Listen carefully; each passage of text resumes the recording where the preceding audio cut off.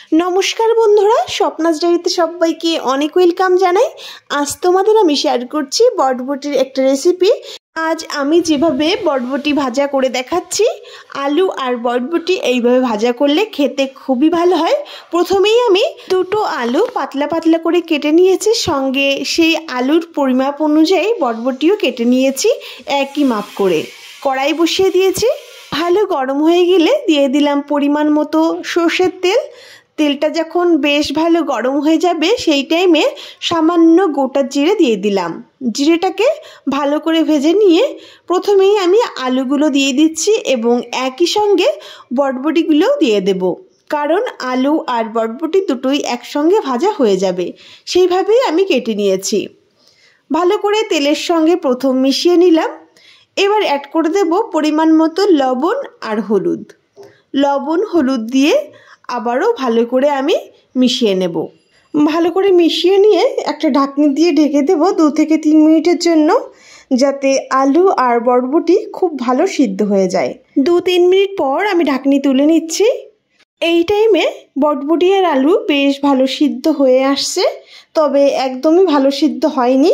নেড়েচেড়ে আবারও 3 মিনিটের জন্য ঢাকনি দিয়ে ঢেকে দিচ্ছি। পুরো রেসিপিটি আমি ঢেকে ঢেকে ভেজে নেওয়ার চেষ্টা করেছি। আবারও 3 মিনিটের জন্য ঢাকনি দিয়ে ঢেকে দিচ্ছি ভালো করে সিদ্ধ হওয়ার জন্য। 3 মিনিট পর ফিরে আসছি।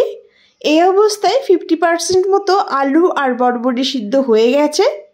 খুন্তির সাহায্যে একটু চেপে দেখলাম যে আলু আর বটবটি কেমন সিদ্ধ হয়েছে। পুরো রেসিপিটি আমি ঢেকে ঢেকেই রান্না করার চেষ্টা করেছি, তাহলে কিন্তু খুব সফট হয় ভাজিটা আর খেতেও খুব ভালো লাগে। ভাজিটা যখন 50% মতো হয়ে যাবে সেই টাইমে আলু আর বটবটিটা সাইড করে রেখে মাঝে সামান্য দিয়ে দিয়েছি সরষের তেল। তেলটা বেশ গরম হয়ে গেলে বড় সাইজের একটা পেঁয়াজকে বেশ সরু সরু লম্বা লম্বা করে আমি কেটে নিয়েছি। খুন্তির সাহায্যে পেঁয়াজগুলোকে একটু চেপে চেপে ভেঙে দিলাম যাতে জড়িয়ে না থাকে, আর দিয়ে দিলাম 4-5টা কাঁচা লঙ্কা চেরা। আলু পেঁয়াজ বরবটি সব কিছু খুব ভালো করে মিশিয়ে নিলাম আরও একবার, আর আবারও 3 মিনিটের জন্য ঢাকনি দিয়ে ঢেকে দিচ্ছি ভালো করে পেঁয়াজ আলু আর বরবটি সিদ্ধ হওয়ার জন্য। 3 মিনিট পর আমি ফিরে আসব। এই অবস্থায় বরবটি আর আলুটা কিন্তু খুব ভালো ভাজা হয়েছে। খোলা অবস্থায় আমি আরও 3-4 মিনিট মতো ভেজে নিচ্ছি পুরোপুরি ভাজিটি কমপ্লিট হওয়ার জন্য। আঁচটাকে মিডিয়ামে রেখে খোলা অবস্থায় নেড়েচে আরও 3 মিনিট ভেজে নিলাম। ভাজিটি পুরোপুরি কমপ্লিট। এক থালা ভাত নিমেষে শেষ করতে পারবে এইভাবে যদি বরবটি আর আলু ভাজি করা হয়। তো বন্ধুরা, আশা করছি তোমাদের ভালো লেগেছে। ভালো লাগলে প্লিজ আমার চ্যানেলটি সাবস্ক্রাইব করে আমার পাশে থেকো। খুবই নর্মাল একটা রেসিপি, তবুও তোমাদের শেয়ার করলাম। প্লিজ বন্ধুরা, ভালো লাগলে কমেন্ট করে জানিও আর আমার পাশে থেকো।